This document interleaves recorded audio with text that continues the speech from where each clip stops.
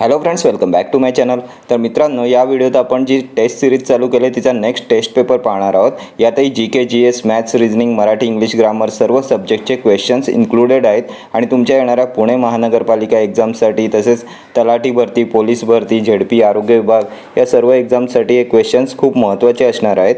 आणि मी माझ्या दुसऱ्या चॅनलवर पण एक टेस्ट सिरीज चालू केले, तर तीसुद्धा तुम्ही पाहू शकता. चॅनलची लिंक डिस्क्रिप्शन बॉक्समध्ये दिलेली आहे, त्याच्या प्लेलिस्टमध्ये जाऊन चेक करा. ठीक आहे, तर स्टार्ट करूया. Question number 1. खाली दिलेल्या पर्यायातून चुकीचे शब्दलेखन असलेला पर्याय निवडा. चुकीचे शब्दलेखन असलेला पर्याय निवडा. विद्यार्थी, सह्याद्री, प्रतिनिधी की वृत्तपत्र. तर यातील कोणता शब्द ग्रॅमॅटिकली अशुद्ध आहे? विद्यार्थी बरोबर आहे, सह्याद्री पण बरोबर आहे, वृत्तपत्रसुद्धा बरोबर आहे. प्रतिनिधी हा शब्द कसा लिहितात? तर त ला ऱ्हस्व विलांटी आणि न ला पण ऱ्हस्व विलांटी. प्रतिनिधी, त्यामुळे ऑप्शन सी येईल तुमचा करेक्ट आन्सर. चुकीचे शब्दलेखन असलेला पर्याय आहे ऑप्शन सी. Next question. कासार म्हणजे बांगड्यांचा व्यापार करणारा. तर कासार या शब्दाचा दुसरा अर्थ कोणता आहे? समुद्र, तलाव, धिप्पाड की दणकट. तर कासार शब्दाचा समानार्थी शब्द कोणता आहे? तर तो येईल तलाव. ऑप्शन बी येईल तुमचं करेक्ट आन्सर. कासार म्हणजे बांगड्यांचा व्यापार करणारा आणि कासार म्हणजे तलाव. Next question. विरुद्धार्थी शब्द ओळखा. आगंतुक या शब्दाचा विरुद्धार्थी शब्द काय येईल? अनुरूप, दुर्लक्षित, अवजड की आमंत्रित. आगंतुक. तर आगंतुकचा विरुद्धार्थी शब्द येईल आमंत्रित. ऑप्शन डी येईल तुमचं करेक्ट आन्सर, आमंत्रित. पुढचा प्रश्न. विरुद्धार्थी शब्द ओळखा. कर्मठ. कर्मठ या शब्दाचा विरुद्धार्थी शब्द पुरोगामी, कमाल, कोरडे की कर्णमधुर. कर्मठ शब्दाचा विरुद्धार्थी शब्द तर तो येईल पुरोगामी. ऑप्शन ए पुरोगामी. पुढचा प्रश्न. नवकोट नारायण हे अलंकारिक शब्दासाठी योग्य पर्याय कोणता आहे? नवकोट नारायण या अलंकारिक शब्दासाठी योग्य पर्याय कोणता आहे? लावालावी करणारा माणूस, ज्याच्यापाशी अपार द्रव्य आहे असा, अतिशय चैनी माणूस की जन्मापासून श्रीमंत. नवकोट नारायण. तर नवकोट नारायण म्हणजे ज्याच्यापाशी अपार द्रव्य आहे असा. ऑप्शन बी. नवकोट नारायण म्हणजे ज्याच्यापाशी अपार द्रव्य आहे असा. Next question. खालील शब्दसमूहांमध्ये चुकीचा पर्याय ओळखा. खालील शब्दसमूहांमधला चुकीचा पर्याय कोणता येईल? केसांची बट, गुरांचा कळप, गवताची मोळी की प्रश्नपत्रिकांचा संच. तर चुकीचा पर्याय कोणता येईल? तर केसांची बट असते, गुरांचा कळप असतो, प्रश्नपत्रिकांचा संच असतो. गवताची मोळी असते का? तर गवताचा भारा असतो. गवताचा भारा. त्यामुळे चुकीचा पर्याय येईल ऑप्शन सी. गवताची मोळी नसून गवताचा भारा असतो. ठीक आहे. पुढचा प्रश्न. स्वतःशीच केलेल्या भाषणाला काय म्हणतात? स्वतःशीच केलेल्या भाषणाला काय म्हणतात? संभाषण, संभाषण, चिंतन की स्वगत. स्वतःशीच केलेले भाषण तर त्याला म्हणतात स्वगत. ऑप्शन डी स्वगत. पुढचा प्रश्न. अधांतरी लोंबकळणारा या शब्दसमूहासाठी खालीलपैकी योग्य शब्द निवडा. अधांतरी लोंबकळणारा. त्रिशंकू, अंतराळ, पृथ्वी, स्वर्ग. तर अधांतरी लोंबकळणारा म्हणजे ऑप्शन ए त्रिशंकू. त्रिशंकू म्हणजे अधांतरी लोंबकळणारा. पुढचा प्रश्न. स्वार्थी आले नि शास्त्री गेले या म्हणीचा अर्थ खालील पर्यायातून ओळखा. स्वार्थी आले नि शास्त्री गेले या म्हणीचा अर्थ चांगले जाऊन वाईट येणे, स्वार्थ आला त्यामुळे शास्त्रीजी घरी गेले, स्वार्थापोटी विद्वत्ता गेली की एकाची जागा दुसऱ्याने घेतली. स्वार्थी आले नि शास्त्री गेले. तर या म्हणीचा योग्य अर्थ येईल स्वार्थापोटी विद्वत्ता गेली. Option C. स्वार्थी आले नि शास्त्री गेले म्हणजे स्वार्थापोटी विद्वत्ता गेली. Next question. प्रश्नातील म्हणीचा योग्य अर्थ निवडा. उलटी अंबारी हातात येणे. उलटी अंबारी हातात येणे या म्हणीचा योग्य अर्थ काय येईल? भीक मागणे, भीक मागण्याची पाळी येणे, अविचाराने वागणे की हातात अंबारी येणे.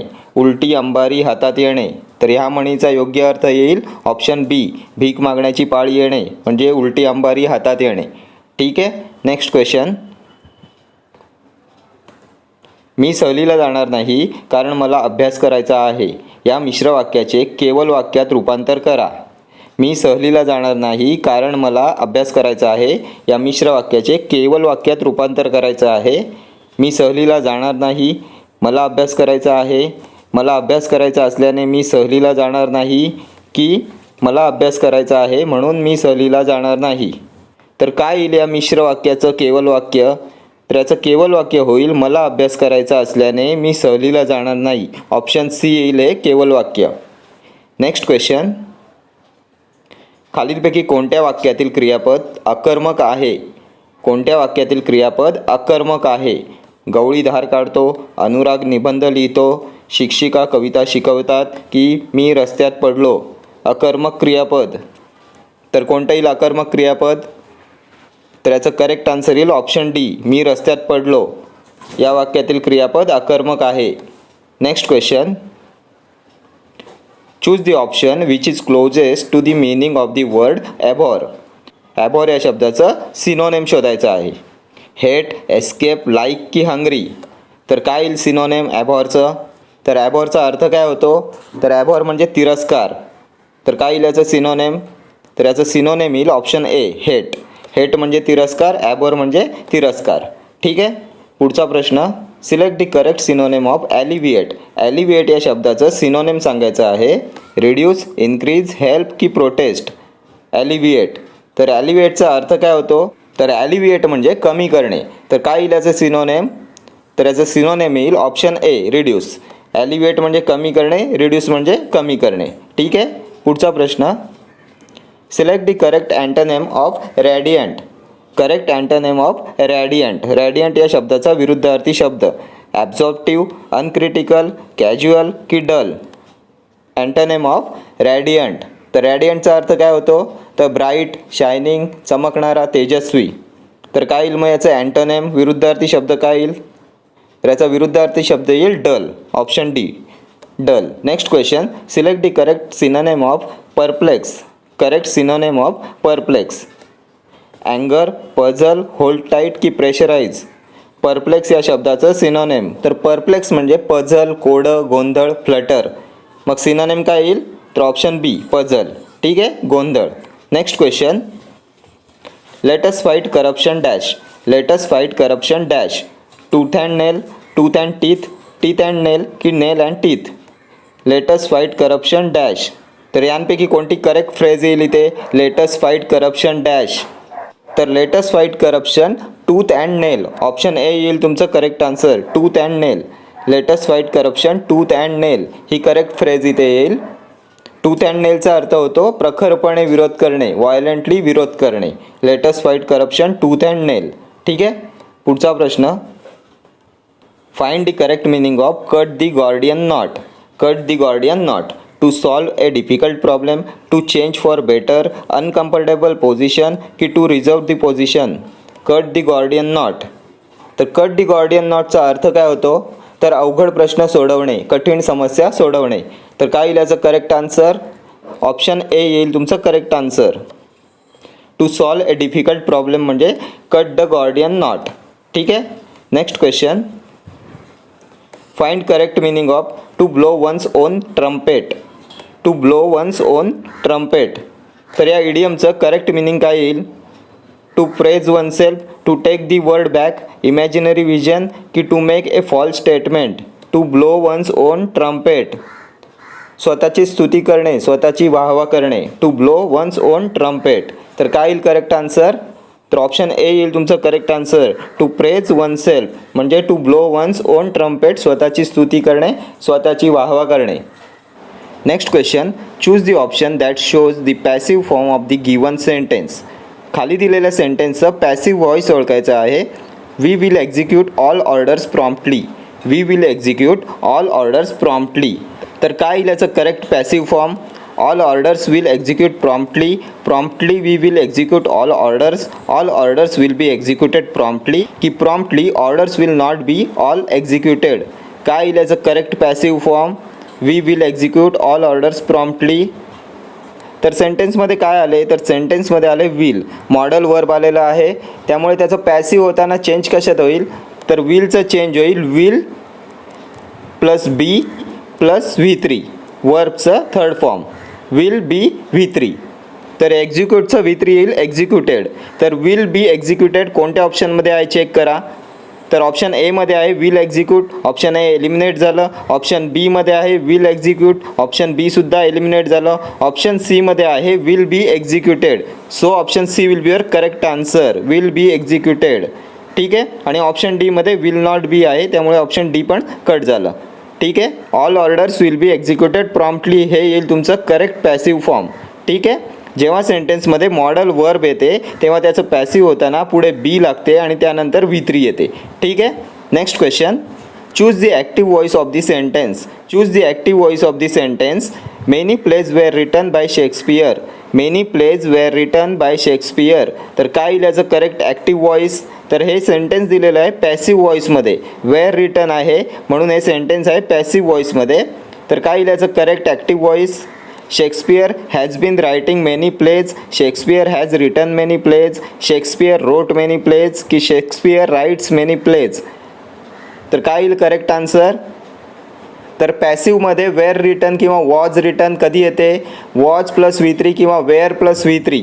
वॉज प्लस V3 किंवा वेअर प्लस V3 कधी येते पॅसिव्हमध्ये? तर जेव्हा ॲक्टिव्हमध्ये V2 असते. जेव्हा ॲक्टिव्ह व्हॉइसमध्ये V2 क्रियापदाचं सेकंड फॉर्म असते तेव्हा पॅसिव्ह करताना वॉज वेअर प्लस V3 येते. तरी ते पॅसिव्हमध्ये आपल्या सेंटेन्समध्ये वेअर रिटन म्हणजे वेअर प्लस V3 आले, त्यामुळे ॲक्टिव्हमध्ये आपल्याला शोधायचं आहे V2. तर रिटनचं V2 काय येईल? रिटनचं V2 येईल रोट. तर रोट कोणत्या ऑप्शनमध्ये आहे चेक करा.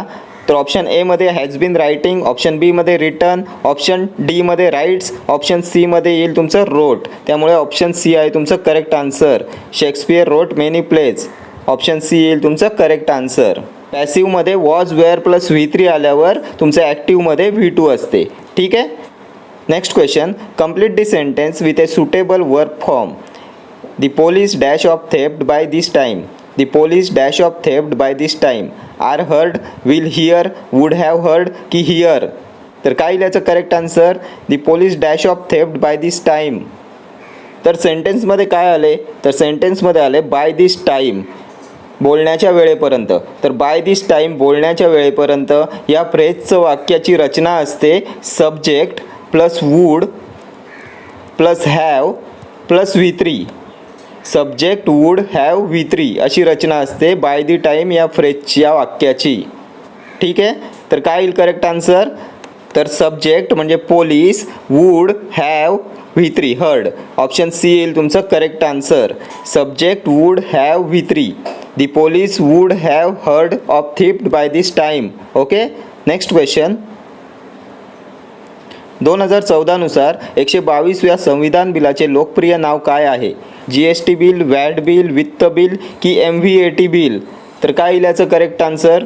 तर याचं करेक्ट आन्सर येईल GST बिल. ऑप्शन ए येईल तुमचं करेक्ट आन्सर. 122व्या संविधान बिलाचे नाव आहे GST बिल. नेक्स्ट क्वेश्चन, भारताच्या घटनेतील कोणत्या अनुच्छेदात कोणत्या आर्टिकलमध्ये भाषणाच्या स्वातंत्र्याचा अधिकार आहे? भाषण स्वातंत्र्याचा अधिकार. तर कोणत्या अनुच्छेदात आहे? कोणत्या आर्टिकलमध्ये आहे? अनुच्छेद 19, 14, 12 की 4. भाषण स्वातंत्र्याचा अधिकार तर तो आहे अनुच्छेद 19 मध्ये. ऑप्शन ए येईल तुमचं करेक्ट आन्सर. अनुच्छेद 19. नेक्स्ट क्वेश्चन, गिरणा नदी ही महाराष्ट्रामधील पश्चिम घाटातील डॅश शिखरावर उगम पावते. गिरणा नदी महाराष्ट्रात पश्चिम घाटातील कोणत्या शिखरावर उगम पावते? कळसुबाई, तोरणा, सिंहगड की केम. गिरणा नदी. तर याचं करेक्ट आन्सर येईल ऑप्शन डी केम. केम या शिखरावर पश्चिम घाटात उगम पावते गिरणा नदी. नेक्स्ट क्वेश्चन, सीताराम लिफ्ट सिंचन इरिगेशन प्रकल्प डॅश नदीवर प्रस्तावित आहे. सीताराम लिफ्ट सिंचन प्रकल्प कोणत्या नदीवर प्रस्तावित आहे? तापी, गोदावरी, सिंधू की गंगा. तर सीताराम लिफ्ट सिंचन प्रकल्प आहे गोदावरी नदीवर. ऑप्शन बी गोदावरी. नेक्स्ट क्वेश्चन, मेळघाट व्याघ्र प्रकल्प डॅश डोंगर रांगांवर स्थित आहे. मेळघाट व्याघ्र प्रकल्प तर कोणत्या डोंगर रांगांवर स्थित आहे? अरवली, अजिंठा, सातपुडा की सातमाळा. मेळघाट व्याघ्र प्रकल्प तर याचं आन्सर येईल Satpura. Option C. Next question, भारतातील किती राज्यांना समुद्रकिनारा लाभला आहे? किती राज्यांना समुद्रकिनारा लाभला आहे? तर 9 राज्यांना समुद्रकिनारा लाभला आहे. ऑप्शन बी 9. नेक्स्ट क्वेश्चन, खालीलपैकी कोणता महाराष्ट्राच्या नागपूर जिल्ह्यामधील सर्वोच्च डोंगर आहे? महाराष्ट्राच्या नागपूर जिल्ह्यामधील सर्वोच्च डोंगर कोणता आहे? गोलिया पहाड, साल्हेर, मोर्शी की चिखलदरा. नागपूर जिल्ह्यातील सर्वोच्च डोंगर तर तो आहे गोलिया पहाड. Option A.